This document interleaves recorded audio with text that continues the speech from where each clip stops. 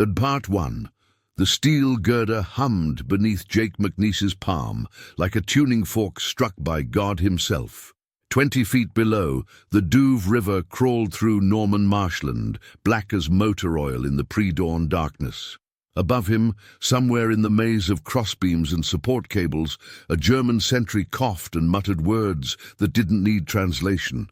Cold, tired, wanting this night to end. McNiece pressed himself tighter against the bridge's underbelly, feeling the TNT satchel dig into his ribs. The weight of it, 40 pounds of carefully packed explosives wrapped in waterproof canvas, had seemed reasonable back at the jump zone. Now, suspended between enemy steel and enemy water, it felt like carrying a coffin. The plan had been simple enough. Drop behind the lines, locate the bridge at Carentan, rig it for demolition, wait for the signal. But nothing about this Norman night had gone according to plan. Half the filthy 13 had scattered in the jump, their equipment bundles lost in the flooded fields and hedgerows. McNiece found himself with 2 men, 1 satchel of TNT, and a length of detonation cord that might, if luck held and physics cooperated, reach from the bridge's critical support beam to something resembling safety. "Sarge, that's the 3rd patrol in an hour," whispered Private Babe Heffron from his position in the reeds below. The kid's voice carried that tight edge McNiece knew too well, the sound of a paratrooper trying not to break. McNiece tested the girder's vibration again, feeling for the sweet spot where shaped charges would bite deepest into the steel. The bridge carried the main road from Carentan to Isigny, and German armor was already probing the causeways. If this span stayed standing, panzers would roll across it before the scattered elements of the 101st could establish any kind of defensive line. The mathematics were brutal and simple. Too little explosive, and the bridge would sag but hold. Too much, and the blast would light up the countryside like Christmas morning, bringing every German patrol within 5 miles down on their heads. The margin between success and disaster could be measured in ounces of TNT and inches of placement. "Movement on the north bank," reported Corporal Chuck Plowder from his observation post. "Looks like they're setting up another checkpoint." McNiece eased the satchel off his shoulder and began examining the girder's junction points. His hands moved automatically, muscle memory from a dozen training demolitions, but his mind was elsewhere. He thought about the briefing map back in England, all clean lines and confident arrows. No mention of the scattered drop, the missing equipment, the fact that half their intel seemed to be wishful thinking, wrapped in official stamps. This was the part they never put in the after-action reports. The long minutes of technical work performed while someone tried to kill you. No dramatic speeches, no heroic charges, just a demolition man doing his job while the world held its breath around him. The detonation cord lay coiled in the satchel like a sleeping snake, its copper core gleaming through the rubber casing. 60 feet of it. Enough to reach the riverbank if he placed the charges right, not enough if he had to improvise. McNiece had learned to count everything in terms of reach and margin, how far to the blast zone, how much time before the circuit fired, how many heartbeats between the moment he squeezed the plunger and the moment steel turned to shrapnel. Above him, boots clanged on the bridge deck. A flashlight beam swept across the water, then another. German voices called out sharp questions that died unanswered in the morning mist. McNiece positioned the first charge against the primary support beam, feeling the cold steel bite into his fingers through his gloves. The TNT felt solid and workmanlike in his hands, no different from the practice charges at Fort Benning, except for the German patrol 20 feet above his head, and the knowledge that getting this wrong would cost more than a failed grade. In the distance, artillery rumbled like summer thunder. The battle for Normandy was 3 days old, and every hour brought new reports of scattered paratroopers, blown objectives, and desperate improvisation. McNiece had stopped believing in the grand plan. Now he believed in detonation cord, properly placed charges, and the faces of men who trusted him to blow things up and bring them home alive. The girder hummed again, A different note this time. Tank engines, somewhere beyond the northern tree line. If stories like this make you imagine what you'd do under fire, tell us in the comments how you think you'd react in this situation, and stay with us for the next chapters. Part 2. The sound of approaching armor changed everything. McNiece felt it first as vibration through the steel, a rhythmic pulse that spoke of tracked vehicles moving in formation. Somewhere beyond the morning fog, German tanks were feeling their way toward the Carentan Causeway, probing for the river crossing that would split the scattered American airborne forces in half. "Jesus, Sarge, that's got to be at least a company," Heffron whispered from the reeds. His voice carried a new quality now, not just fear, but the particular terror of infantry who could hear their death approaching on steel treads. McNiece continued rigging the primary charge, his movement steady despite the tremor that had started in his left hand. The TNT satchel was heavier than regulation specified, packed with extra plastique he'd scrounged from abandoned equipment bundles. If the bridge was coming down, it was coming down for good. The detonation cord unspooled in his hands like fishing line, each foot carefully measured and positioned. Too much slack, and it might snag on debris. Too little, and the blast might sever the circuit before the charge is fired. Everything in demolitions came down to margins, the narrow space between success and catastrophe that separated live demolition men from dead ones. "Sarge, we got movement on both banks now," Plowder reported. "They're bracketing the bridge." McNiece paused in his work, listening to the sounds that filtered through the pre-dawn darkness. Boot leather on wet stone, the metallic click of rifle bolts working, hushed German voices coordinating a sweep that was tightening around their position like a noose. The original plan called for a dawn demolition, timed to deny the bridge to enemy armor while preserving it for the expected American advance. But no American advance was coming, not with half the 101st scattered across 20 miles of Norman countryside, not with equipment bundles lost in flooded fields and communication reduced to runners and prayer. McNiece thought about Lieutenant Winters, probably holed up in some farmhouse cellar with a handful of Easy Company survivors, trying to make sense of reports that changed every hour. He thought about the division commander, staring at maps that bore no resemblance to the chaos on the ground. Most of all, he thought about the tank crews grinding toward this bridge, following roads that would lead them straight into the scattered elements of American paratroopers who had no heavy weapons and nowhere to run. "McNasty, what's the call?" Heffron's voice carried a note McNiece had learned to recognize, the sound of a soldier asking his sergeant to make a decision that would define the next 5 minutes of the war. The mathematics were simple and terrible. Blow the bridge now, and German armor would be forced to find another crossing, buying time for the scattered paratroopers to regroup. Wait for orders that might never come, and those same tanks would be across the river before noon, rolling up the American flanks like a carpet.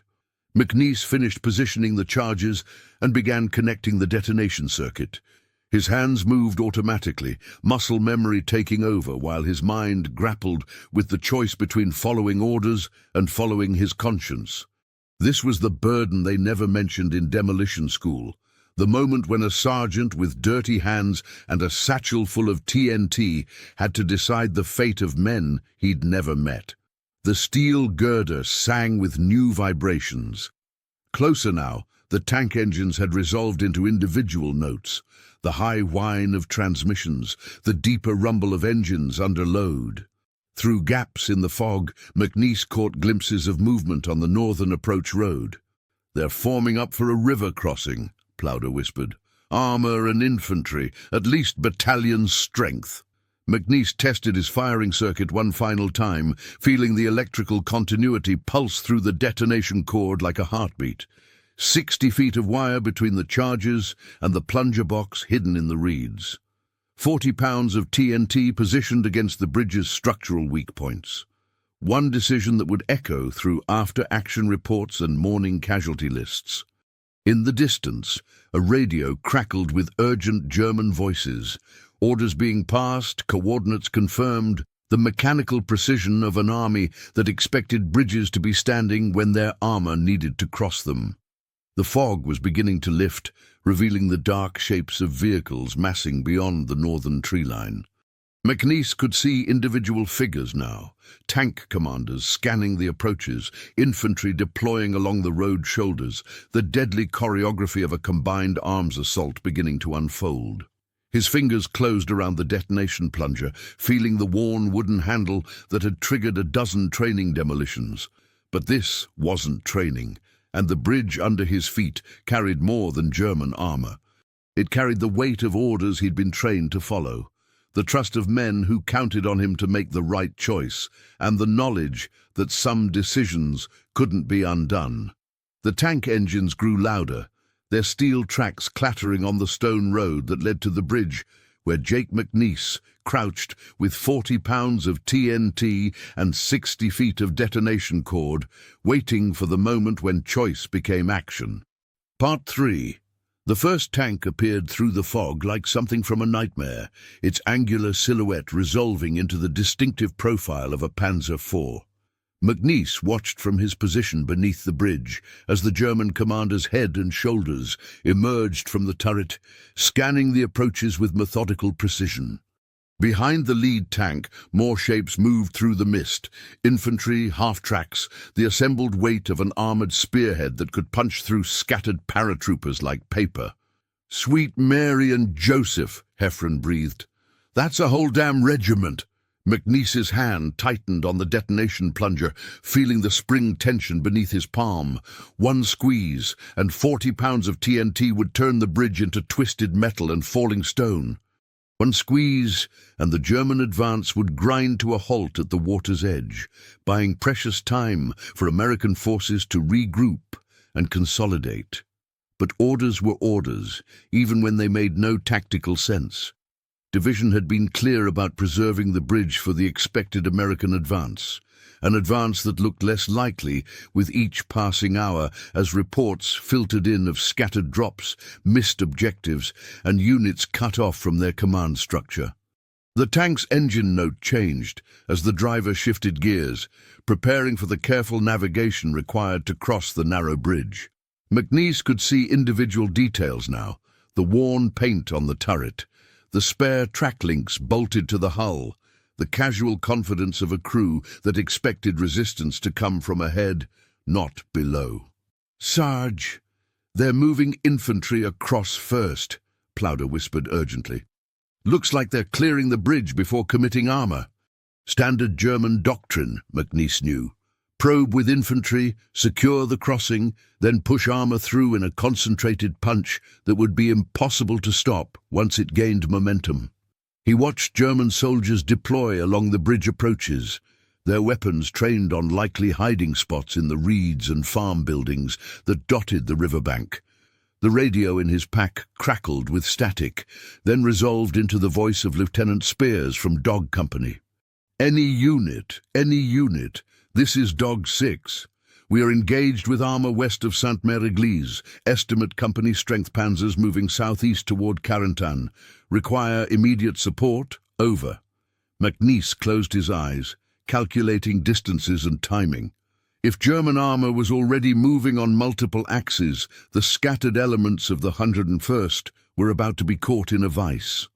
Every hour the enemy gained was an hour closer to rolling up the American airborne lodgment before it could be reinforced from the beaches. Footsteps echoed on the bridge deck above as German infantry began their crossing. McNiece counted boots, estimating squad strength, while his mind wrestled with the mathematics of command and consequence. Follow orders and preserve the bridge for an American advance that might never come. Break orders and deny the crossing to German armor that was definitely here. "What are you thinking, McNasty?" Heffron asked quietly. McNiece didn't answer immediately. He was thinking about Staff Sergeant Talbot, probably dug in somewhere with a handful of paratroopers, watching German infantry probe his positions. He was thinking about Lieutenant Winters, trying to coordinate a defense with broken radios and scattered units. Most of all, he was thinking about the tank commander visible in the turret above, a professional soldier following orders that would carry him across this bridge and into the scattered American formations beyond. The detonation circuit lay ready in his hands, its copper core gleaming through the morning light that filtered between the bridge girders. 40 pounds of TNT positioned with textbook precision against the structure's critical support points. One decision away from turning the German advance into twisted metal and falling stone. But Jake McNiece had learned something in his months with the Filthy 13, something that went beyond demolition manuals and regulation procedures. He'd learned that war came down to individual choices made by tired men in impossible situations. Choices that got reduced to single lines in after-action reports, but echoed through the lives of everyone who survived them. The tank engine note changed again as the driver engaged his transmission, preparing to follow the infantry across the bridge. In 30 seconds, German armor would be committed to the crossing, vulnerable to the charges McNiece had positioned with such careful precision. Radio static crackled again, carrying fragments of urgent communications. Under attack. Need immediate. Armor moving on multiple. McNiece looked at his hands, steady now despite the tremor that had plagued them earlier. Good hands for demolition work, his instructors had said. Steady under pressure, precise in placement, reliable when lives depended on getting the charges right.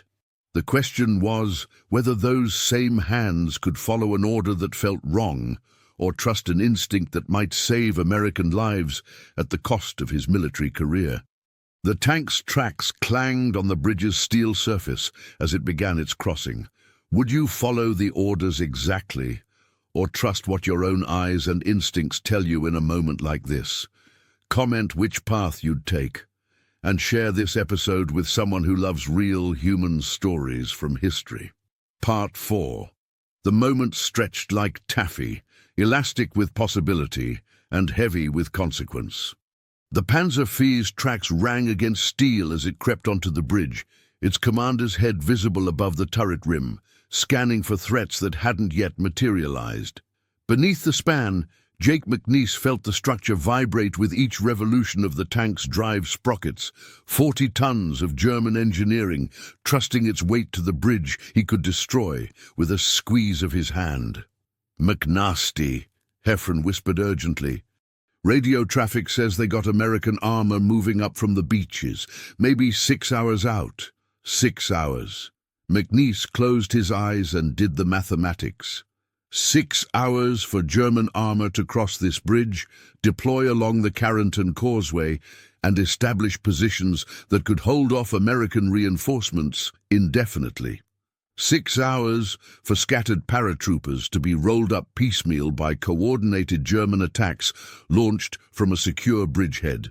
The tank was halfway across now, its weight causing subtle flexions in the steel girders that McNiece could feel through his boots. Behind it, infantry moved in practiced formation, their weapons trained outward while engineers checked the bridge's load capacity for the heavier armor that would follow. This was the crucible moment that separated demolition men from grave markers, the instant when technical knowledge, tactical judgment, and pure instinct converged on a single decision that couldn't be undone. McNiece thought about the charges positioned against the bridge's critical supports, each one placed with textbook precision at points where explosive force would translate into structural failure. The radio crackled again. All units, hold your positions until relieved. Division is coordinating a general advance to commence at 1400 hours. 1400 hours. 8 hours from now, when German armor would be across the river and dug in along defensive positions of their own choosing. McNiece had seen enough of war to know the difference between optimistic planning and battlefield reality. Sarge, Plowder's voice carried a note of desperate hope. Orders are to hold position. Maybe we should... Orders were written by men who ain't here, McNiece said quietly, his thumb finding the safety catch on the detonation plunger. Question is whether we trust what's in those orders or what we can see with our own eyes. Above them, the tank completed its crossing and began deploying infantry to secure the southern approach. More vehicles were forming up on the northern bank, tanks, half-tracks, and self-propelled guns that would turn the scattered American positions into a killing ground once they crossed in formation. McNiece thought about Lieutenant Winters, probably watching German probes test his perimeter with growing strength and coordination. He thought about the paratroopers scattered across 20 miles of Norman countryside, counting ammunition and watching empty roads where reinforcements were supposed to appear. Most of all, he thought about the moment when following orders became indistinguishable from abandoning the men who counted on him to make the right choice. The second tank started across the bridge, its tracks ringing against steel with mechanical precision. German voices called out range estimates and sector assignments, the professional communication of soldiers who expected to control this crossing for the foreseeable future. McNiece's finger found the detonation trigger, feeling the worn wooden surface that had been shaped by a dozen training exercises. But this wasn't training, and the men depending on his decision weren't instructors keeping score for grades that didn't matter. They were paratroopers pinned down by German fire, counting rounds and wondering if anyone remembered they were out there. The steel girder hummed with new vibrations as the second tank reached the bridge's center span. 40 pounds of TNT positioned against structural weak points that he'd identified with textbook precision. 60 feet of detonation cord running to a plunger that would send electrical current through the circuit at the speed of light. "Contact left!" Plowder's urgent whisper snapped McNiece back to immediate dangers. German infantry had spotted movement in the reeds, and muzzle flashes began winking from the bridge approaches as they laid down suppressive fire. The moment contracted to a single point of decision: follow orders and preserve the bridge for an American advance that might never come. Trust his instincts and deny the crossing to German armor that was crossing right now. McNiece squeezed the plunger. The explosion lifted the bridge's center span in a column of fire and debris that lit the Norman countryside like sunrise. Steel girders twisted into abstract sculptures, concrete supports crumbled into rubble, and 40 tons of German armor disappeared into the Douve River with a splash that sent geysers of dark water 50 feet into the air. When the smoke cleared, twisted metal and falling stone had created an impassable barrier that would hold up German armor for days. In the distance, more tank engines fell silent as commanders realized their avenue of advance had just vanished in a thunderclap of American demolition. Part 5. The silence after the explosion felt heavier than the blast itself. McNiece lay pressed against the muddy riverbank, his ears ringing and his vision swimming from the concussion that had slammed him against the stone abutment with bone-jarring force. Around him, debris continued to rain down: twisted steel, chunks of concrete, and the personal effects of German soldiers who had been crossing the bridge when 40 pounds of TNT redrew the map of their war. "Jesus Christ, McNasty," Heffron whispered, his voice barely audible through the ringing in McNiece's ears. "You actually did it."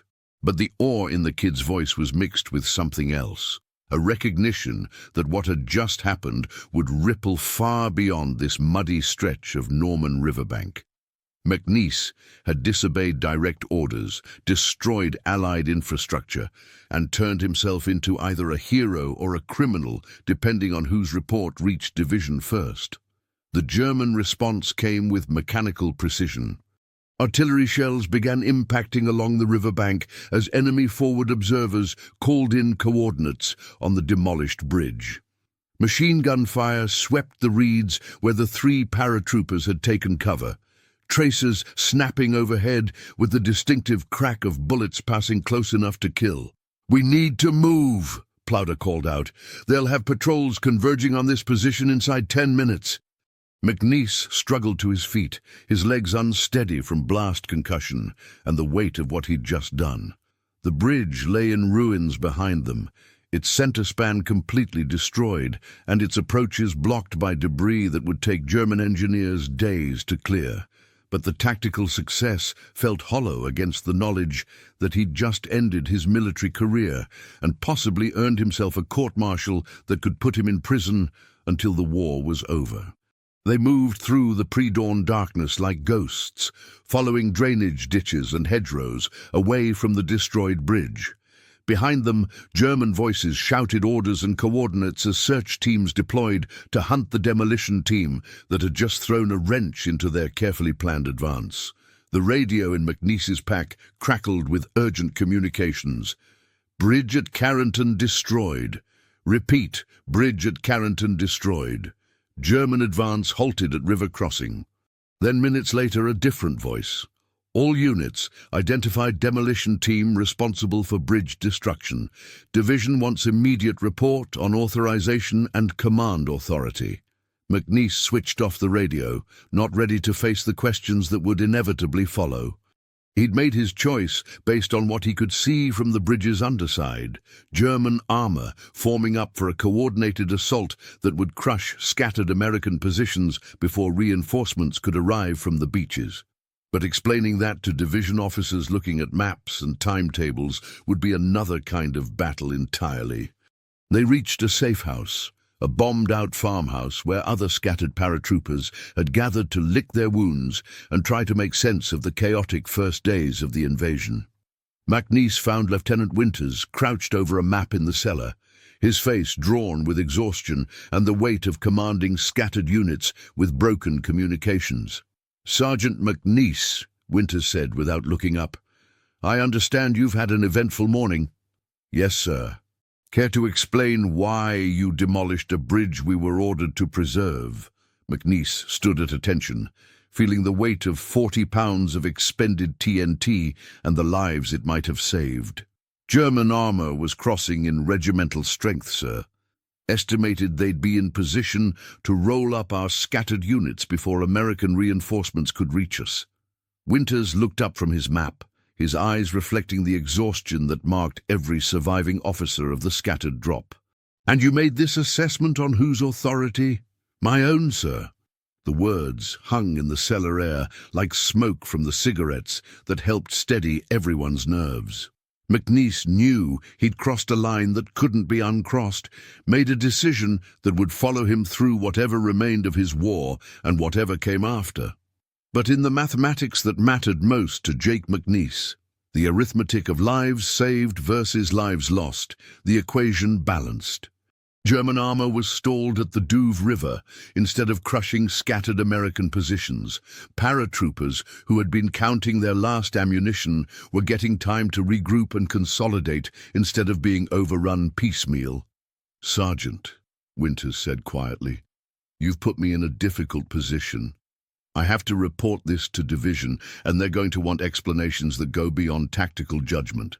"Understood, sir." What McNiece understood was that the war would continue with or without him, but the bridge at Carrington would stay blown regardless of what happened in the court-martial that was probably already being prepared. Sometimes the choice between following orders and following conscience came down to a single squeeze of a detonation plunger, and sometimes a demolition sergeant had to trust his hands more than his orders. In the distance, German artillery continued to pound the ruined bridge, wasting shells on a crossing that would never again carry their armor toward American positions. Part 6. The court-martial never came. 3 days after the bridge demolition, German counterattacks against scattered American positions confirmed what McNiece had seen from beneath the Carrington span. Enemy armor concentrated for a coordinated assault that would have rolled up the airborne lodgment before it could be reinforced. When German prisoners revealed the full scope of their planned offensive, Division quietly dropped their investigation into unauthorized demolition of Allied infrastructure. But the official vindication felt hollow to Jake McNiece.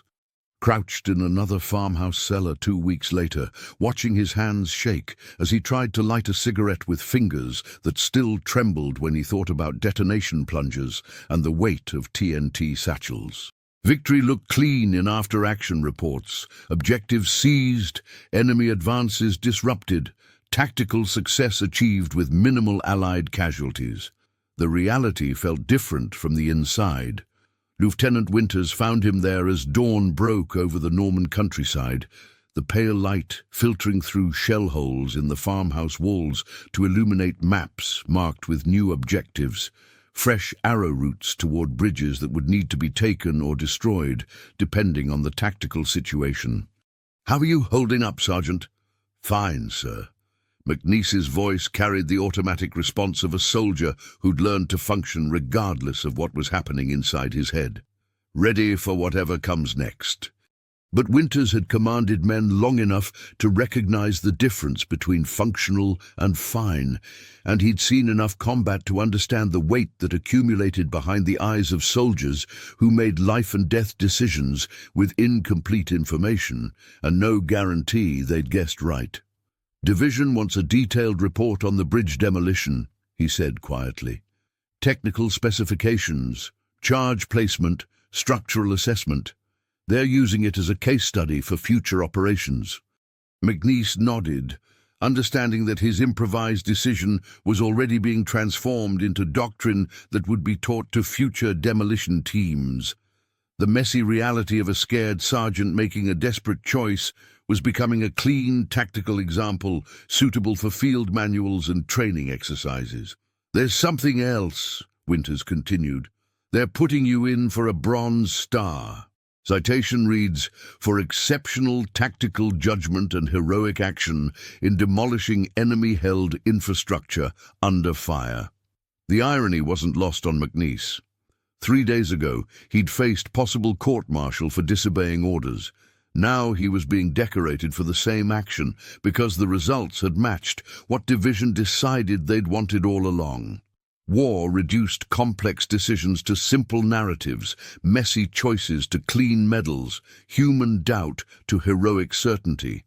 Ephraim appeared in the cellar doorway, his face still carrying the wide-eyed expression of a soldier processing his first real taste of combat. "Sarge, they're forming up a new demolition team for operations east of Sainte-Mère-Église. You interested?" McNiece stubbed out his cigarette, feeling the familiar weight of responsibility settling on his shoulders like a worn harness. There would be more bridges, more impossible choices, more moments when following orders and following conscience pointed in different directions. But there would also be more faces, like Heffron's, young paratroopers who trusted their sergeants to make the right call when maps disagreed with reality and orders conflicted with survival. "Yeah," he said, checking his demolition kit out of habit. "I'm interested." Years later, sitting in an Oklahoma diner with grandchildren who wanted to hear war stories, McNiece would try to explain the difference between the citation in his frame and the memories in his head. The Bronze Star spoke of heroic action and exceptional judgment, the kind of clean narrative that made sense of war for people who hadn't been there. But McNiece remembered something different: the weight of a TNT satchel in muddy hands, the vibration of German armor through steel girders, and the terrible mathematics of a moment when one man's guess about right and wrong would echo through the lives of everyone who survived it. He remembered the sound steel made when 40 pounds of TNT rewrote the tactical situation, and the silence that followed when he realized he'd just bet his career and possibly his freedom on a decision made with incomplete information and no guarantee of success. The official story reduced it to a single line: bridge destroyed as planned, enemy advance disrupted. But in the arithmetic of memory that mattered most to Jake McNiece, the equation was more complex and more personal. They had counted a tactical victory, measured in delayed German advances and preserved American positions. He had counted something different: the faces of paratroopers who made it home because a bridge fell when it needed to fall, regardless of what the orders said. Somewhere in the distance, a freight train crossed a steel bridge with a rumble that sounded exactly like German armor. And Jake McNiece's hands remembered the weight of detonation plungers and the terrible freedom of moments when following conscience meant disobeying orders. If this story reminded you that behind every medal and mission report there's a human being carrying memories, we'll never fully see. Subscribe to the channel, tell us which country you watch from, and invite someone to revisit history with us in the next story.